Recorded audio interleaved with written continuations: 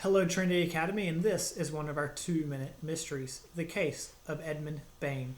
Dr. Halligan was driving past the small home of Edmund Bayne, a retired army officer, when he saw a young man dash out the front door. "Help!" he shouted. "Somebody get a doctor!" Halligan offered his services, and the youth hurried him into the house. Beside the telephone table in the foyer lay the body of Edmund Bayne. "Who is he?" exclaimed the young man. "Are you a friend?"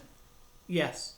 He was Ed Bayne. Don't you know him?" asked the detective. The youth shook his head. "Never heard of him." "Ed's been retired for 15 years, said Halligan. "I don't think he had an enemy in the world. How did you happen to find him?"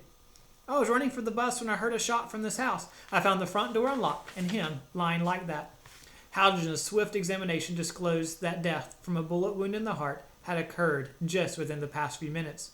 A French army pistol lay right there beside the body. "Call the police," advised Halligan. The youth dialed and spoke excitedly. "Hello, police. Somebody shot Edmund Bayne. Where? Oh, on High Street. Middle of the block, brick house." Halligan said, "The address is 621 High Street, as if you don't know." How did the detective know that the youth was the one responsible? Think about it. If you don't have an answer yet, hit pause, because here comes the answer. Earlier in the conversation, if you remember, the youth claimed that he had never heard of the person. He didn't know who the person was. And yet, when he called the police, he said someone had shot Edmund. But Halligan had only ever called him Ed.